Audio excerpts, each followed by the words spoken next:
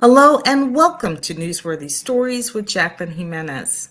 When it comes to branding, most people think about a logo or branding a business, but it goes so much further than that. You can brand an organization. If you're an executive, I often tell people that if you're an executive, you should brand who you are. What do you do for these major corporations that make them billions? And really, branding is about what are you known for, or changing the image about what you're known for. Perhaps your business or organization is going in a different direction and you need to change the brand. Well, that is exactly what's happening in the agricultural industry. You see these young men here. They are part of the AMPS Entrepreneurship Leadership Institute retreat that happened in St. Croix. The young man in the yellow sweatshirt, he came up with this idea to brand agriculture. And it was a part of a team effort. But Micah McCants is his name, and he's really the brainchild behind what happened there. And so what he wanted to do was highlight different farmers. Now, this was one of the farmers that they met. His name is Errol Chichester, and he is with the Eco Dread Orchard. And what the idea is to bring about an interest in farming by actually making the farmers cool, right? If you make farming cool, then people will pay attention, and especially the youth. Now, I'm going to show you a story in a moment about why that was so important, but it took me a minute to really recognize the genius behind what these young men were doing. They just, from day one, they just started taking these pictures and in the field, with the farmers and just showing the landscape, the joy, and then also, the beauty of the fruit or vegetables, that were being grown and showing that it was cool. Here I am in the middle of this orchard and they are making agriculture cool. And they also had designed some shirts and things like that. And the more I thought about it, and I'm thinking, man, what's behind the AMPS Entrepreneurship Leadership Institute retreats is that the participants hear from the farmers, they hear from the industry leaders, and find out what the struggles that are happening. And then they build a business around solving it. And this particular business was called Farmer Ziggy. And really the intent is to bring attention to different farmers. So what was unique is that they took these pictures and they launched an Instagram account. This is actually during the retreat, before they had a pitch competition, because each team actually tries to win investment dollars. I must say that these stories that we're covering on the AMPS Entrepreneurship Leadership Institute retreat, they have to be the most impactful and important story that I've been telling over a year now, because some 97% of the food and water in these regions are imported. And basically, there's just not enough food on these islands. And so it is absolutely imperative that the agricultural industry grows. And what better way than to do it through the youth, especially since not only are they trying to generate interest in youth, but it's also because the leadership is aging.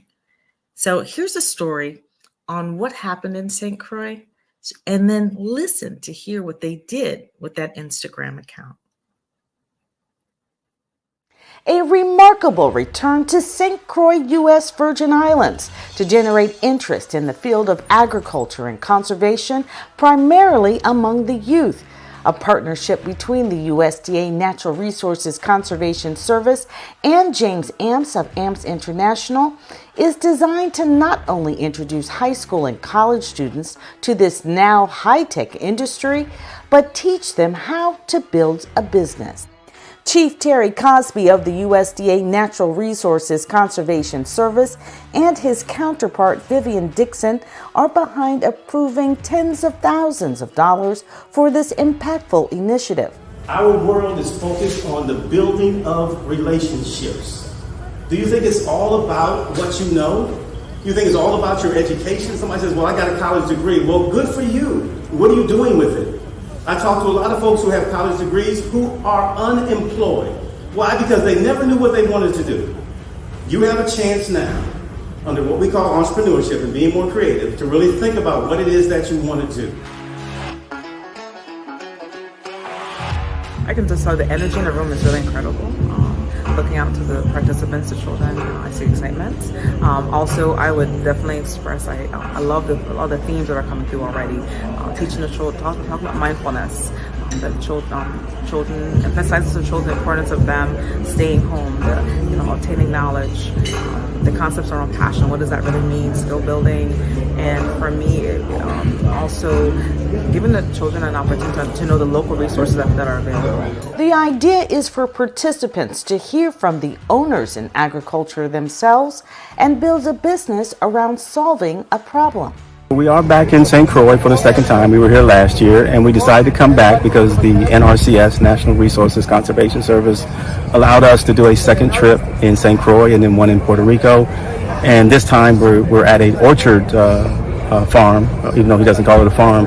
So he's showing us all the fruits that they have here. And so this initiative is more important than the first one because we have some of the folks who graduated from the first retreat who are now in this retreat as senior participants and helping to move those groups along so that they can build their businesses. Mr. Chichester is a fruit collector, and so he's gotten fruits on this property from all over the world, as well as what he mentioned this morning, the custard apple and pond apple, which is an actual native fruit. Not too many native fruits are here on the island, but he has a couple of them in his collection. There are so many fruits worldwide that can be grown here for fruit, for juice, for cooking, for export, a number of things. And these guys are going to be exposed to a number of stuff they've never heard about. What have you learned about just in the few minutes that we've been here on this orchard? They have many different types of fruits with seeds on the outside that you could actually use, like mountain apples and what was the next one? Pineapples. Pineapple is one of them fruits. And I was like, what? I thought like strawberry or berries would be the type of answer, but no, he said different types. And I'm only seeing, since I only live on St. Croix, never got anyplace else, I've only seen these types. So really and truly hearing about different types of fruits, very, very cool. The primary challenge for us here, as I said again, is there. Second challenge, may not be the challenge for you guys on the mainland, is supplies. Irrigation supplies, fertilizer, pesticide and stuff, everything we have to bring in here. The cost is outrageous because you have shipping, you have the cost of the product, plus shipping, plus when you need the product, it may not be available because it takes time to get it. The students participating in the AMPS Entrepreneurship Leadership Institute retreat also getting a history lesson at a cattle farm that's been in the area since the 1800s. We had a herd of cattle, and from that we developed a breed that was actually started in St. Croix with cattle that came here from Senegal, West Africa in about 1860 that we call Senegalese. We didn't know the real name. And then one of our dairy farmers here in about 1915 started crossing those cattle with a breed from England called Red Pole. And that breed has no horns, all red in color, good milk production. But the breed from Senegal, West Africa had a heat tolerance for our environment. And now our breed is popular in over 20 countries, from Vietnam to Australia to South Africa to Brazil, Venezuela, Colombia, Panama, Guatemala, all started here in St. Croix.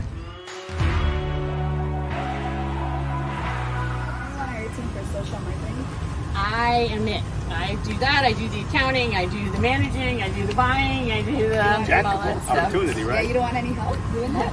It's very possible. Arlen Ace, who works with us, she's always the one who gets pulled in when he or I needs something. But yeah, love to have your name and number and. Yep. That's the business. That's the business you come up with, right? Never give a proposal.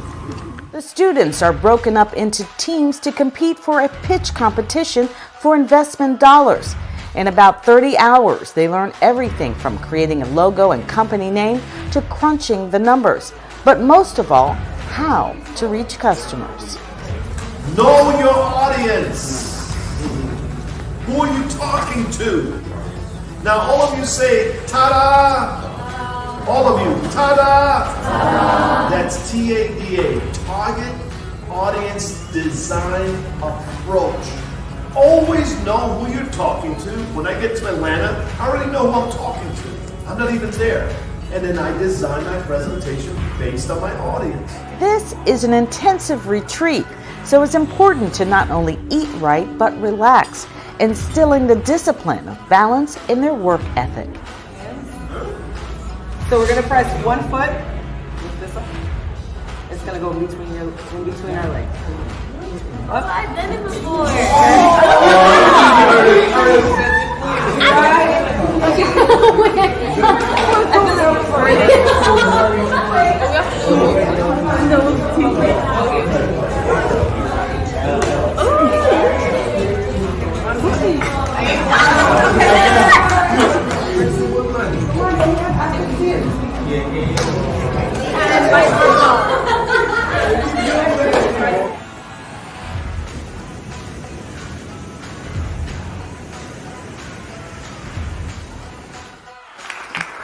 The climax of the AMPS Entrepreneurship Leadership Institute retreat is the pitch competition, which is judged by locals vested in the industry.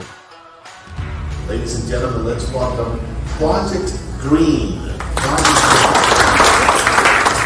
Project Green, a green tomorrow. Project Green's mission statement is to promote volunteering amongst the youth within the Caribbean and to encourage them to learn more about agriculture and to help better the communities while learning more about it. Our goal is to make a better society, right? We want to become and show green. That's what we're getting volunteers about. We're getting volunteers in the community so that we can make green tomorrow. So this project that we've decided to come up with here today doesn't end in this year.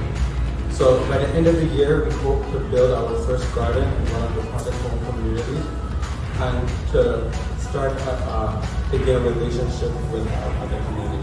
Have you decided which community you will start with your garden?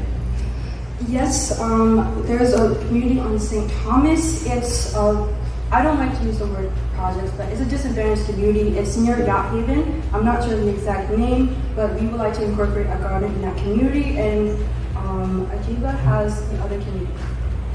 The other community is here in St. Croix and is the one that I live in. Once we start this organization, it can really help the kids in that environment, because growing up, looking at my peers and observing the way that they act, they are less motivated because there aren't enough organizations and they're like thrown in their face for them to know like you're more than just a child in a project, you're more than just a child in a low income environment. There's something out there for you and you can be more than your environment. Welcome, STAT, STAT.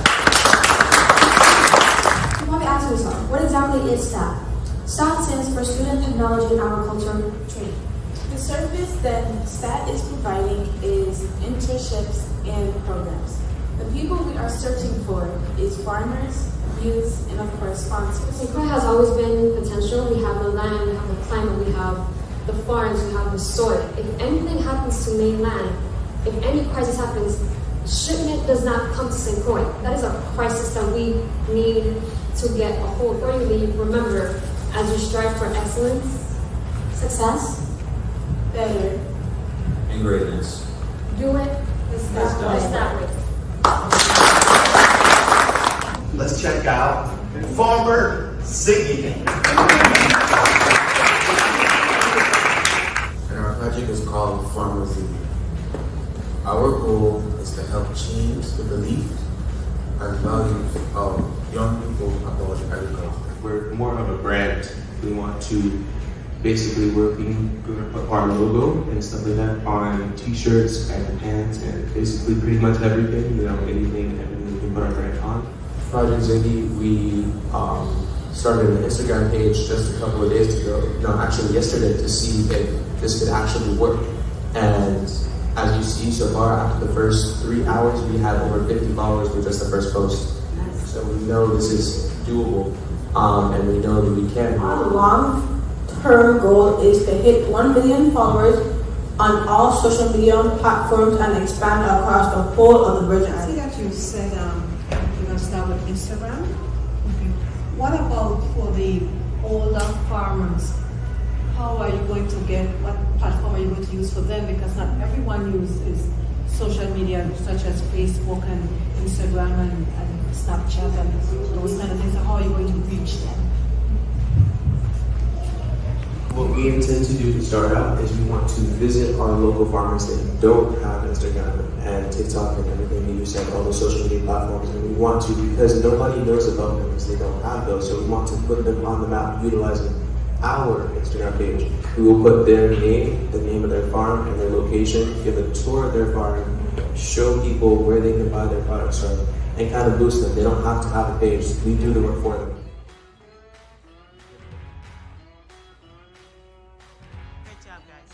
I am Savannah John Baptiste, and I am the Chief Executive Officer.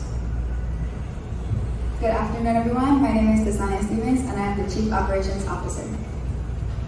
Good afternoon, everyone. I am Jacqueline James, and I am the Chief Marketing Officer of Green Outlet. Good afternoon, everyone. I'm Amari Bartley, and I'm the Chief Financial Officer of the Green Outlet. Green Outlet was created to engage our young generation in the pursuit of food sovereignty and security. As per the Food and Agricultural Organization of the United Nations, 97 of our food in the Virgin Islands is imported. This leaves us at a significant risk if anything were to happen within the global food supply chain. This is our website that is currently operating. So the first thing that you're going to see when you open our website is, of course, the name, our slogan, where we produce the produce. We have 3 separate things that we're focusing on most in our organization, which is fertilizer, organic produce, and community involvement. The yearly income statement with a total revenue of $80,000, gross profit of $56,000, and net surplus of $34,000.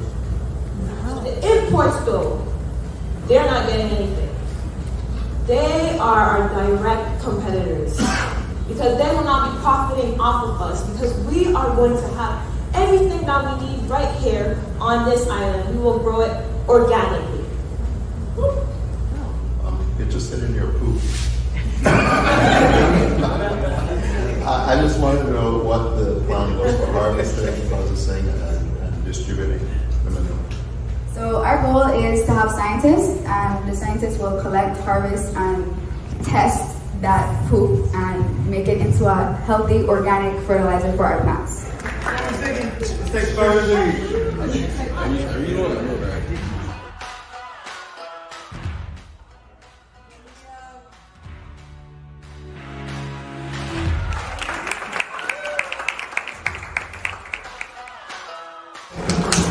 Green Outlet.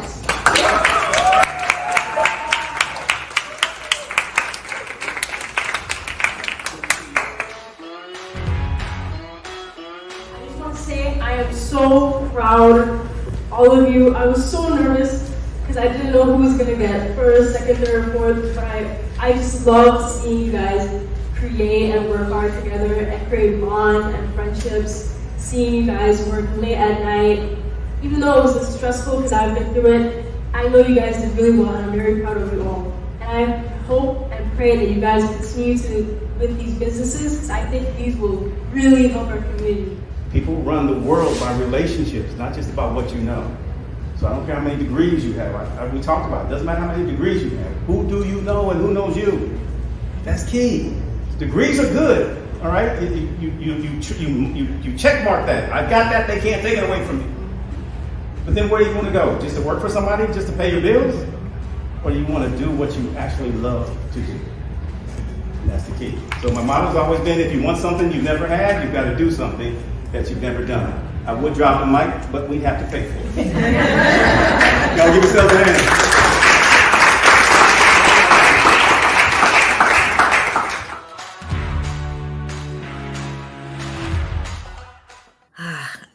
I have to tell you, I love the AMS Entrepreneurship Leadership Institute retreats. They are the best, but honestly, again, the most impactful.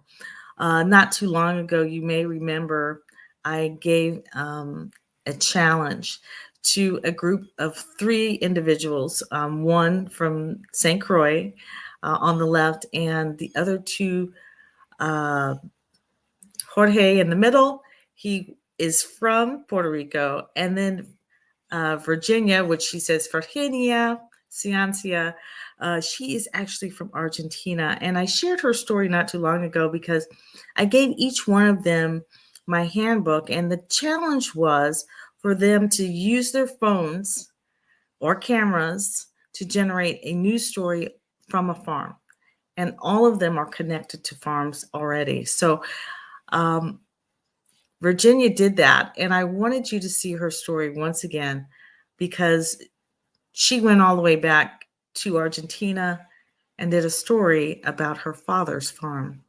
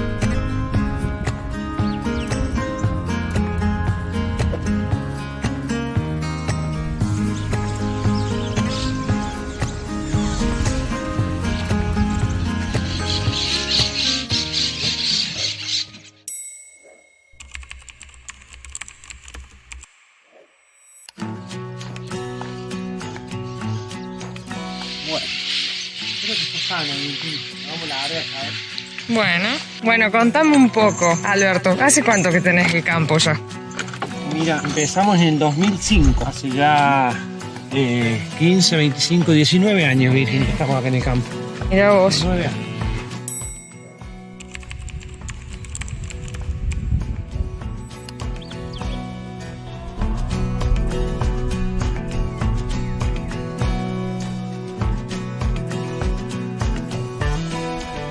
¿Qué sentís que es lo más lindo, digamos, del campo? ¿O lo que más te gusta durante todos estos años que has estado? Lo más lindo es el contacto con lo natural, Claro.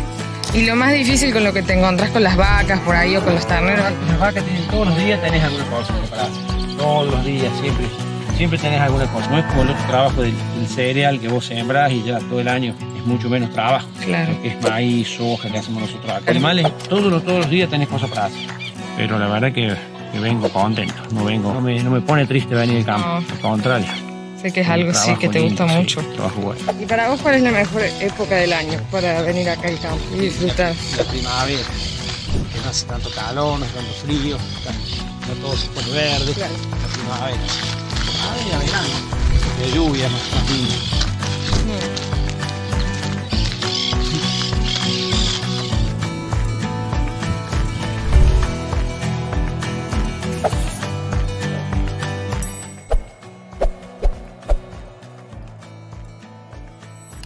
¿Qué es esto, pa? Mortero de los orígenes.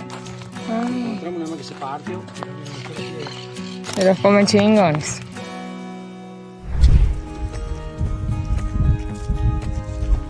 ¿Cuál es el secreto va para un buen asado argentino? El secreto es que la carne sea buena. Que sea un animal que haya comido pasto, que no sea tan con engorde artificial, ¿viste? Eso es lo más importante. Y si es con leña, mejor, por supuesto. Y en el campo, mejor todavía. Me parece más rico, ¿viste?